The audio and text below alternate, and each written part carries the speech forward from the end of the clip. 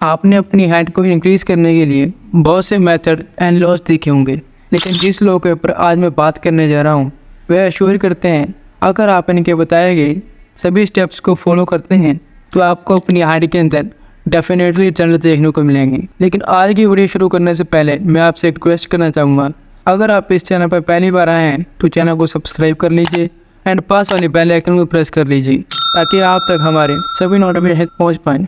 जैसे कि आपको पता ही होगा, आपकी हाइट तब तक बढ़ती है जब तक आपकी ग्रोथ प्लेट्स ओपन होती है। एक बार आपकी ग्रोथ प्लेट्स क्लोज हो गई तो उसके बाद आपकी हाइट नहीं बढ़ सकती। लेकिन अकॉर्डिंग टू दिस लॉ इनके पास scientific finding and case studies किए गए हैं जिसके अंदर ये प्रूव करते हैं कि ग्रोथ प्लेट्स कभी भी क्लोज नहीं होती, जिसके कारण आप अपनी हाइट को बढ़ा सकते हैं no matter in which age are you.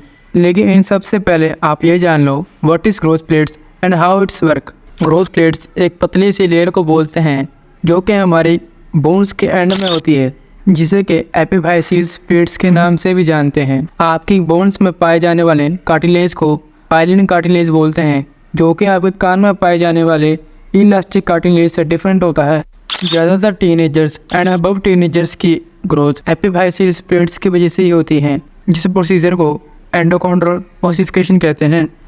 हमारी ग्रोथ प्लेट्स जिन सेल्स से बनी होती है उन्हें कॉन्ड्रोलाइट सेल्स कहते हैं, जो कि धीरे धीरे कर बोन्स में कन्वर्ट होती जाती हैं।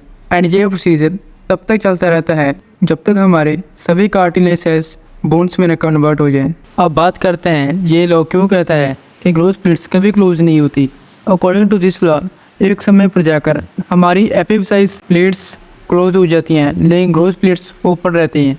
ऐसा इसीलिए होता है क्योंकि हाइलाइन कार्टिलेज जो आपकी ग्रोथ प्लेट्स बनाती है वह कभी क्लोज नहीं होती, जिसकी वजह से आपकी ग्रोथ प्लेट्स कभी भी एंडोकॉन्ड्रल्स प्रोसेस से गुजर सकती है। एडिशनली भी आपकी बॉडी एक ऐसा हाइलाइन कार्टिलेज कंटेन करती है जो कि आपकी स्पाइन एंड घुटने में पाया जाता है। अब तक तो आपको पता चल ही गया होगा, अगर आपको अपनी हाइट को इंक्रीज़ करना है तो आपकी बोन्स का ग्रो होना बहुत ज़रूरी है, क्योंकि जब आपकी बोन्स ग्रो होगी तभी तो आपकी हाइट इंक्रीज़ होगी। आपने body builders and power lifters को तो देखा ही होगा, उनकी बोन डेंसिटी ज़्यादा वाइडर होती है as compared to normal human, क्योंकि वे अपने बोन्स पे एक सर्टेन अमाउंट ऑफ फोर्स लगाते हैं जिसकी मदद से उनकी बोन्स वाइडर ग्रो होती है।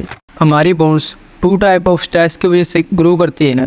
फर्स्ट हार्मोनल, जिसके बारे में हमने अभी बात करी है, and second is mechanical stress जो कि हाइट को इंक्रीज़ करने के लिए लगाया जाता है। जैसे कि आप डेवन लेयर को देख सकते हैं, उनके एक हाथ की ग्रोथ दूसरे हाथ से ज़्यादा है क्योंकि उन्होंने अपने एक हाथ को ज़्यादा ट्रेन किया है, जिससे कि उनके एक हाथ की लंबाई दूसरे हाथ से ज़्यादा है। एंड हमें भी अपनी बॉडी पे कुछ इस प्रकार से फोर्स लगाने की ज़रूरत है जिससे कि हमारी बोन्स वर्टिकली ग्रो हो। But question is how. Don't worry, I got you.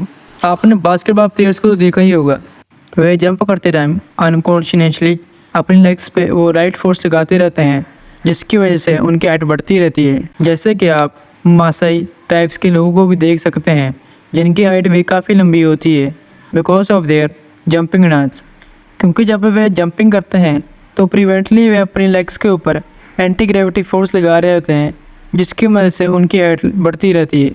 And आपको भी सोने से पहले एटलीस्ट 15 मिनट तक तो ज़रूर जंपिंग करनी चाहिए। एज वेल एज आप नीदरलैंड के लोगों को भी देख सकते हैं जहाँ की एवरेज हाइट 6 फीट 1 इंच है, जो कि उन्हें दुनिया में टॉलेस्ट कंट्री में से एक है। एंड उनकी हाइट का रीज़न है साइकिलिंग, क्योंकि साइकिलिंग उनकी बेसिक एक्सरसाइज है जो अपने डेली बेसिस पे करते हैं।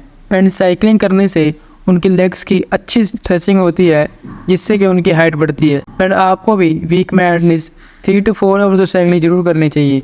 एंड एक वीक में 4 से 5 बार जरूर स्प्रिंटिंग करनी चाहिए, क्योंकि इससे आपकी बॉडी से HGH एंड IGF-1 रिलीज होते हैं जो कि आपकी हाइट को इंक्रीज़ करने के लिए बहुत ज़रूरी है, जो कि आपके माइंड के अंदर पिट्यूटरी ग्लैंड में क्रिएट होता है। और HGH को बूस्ट करने के लिए आपको एटलीस्ट 7 से 8 घंटे की नींद तो जरूर लेनी चाहिए, क्योंकि सबसे ज़्यादा HGH रिलीज आपकी बॉडी सोते समय ही करती है।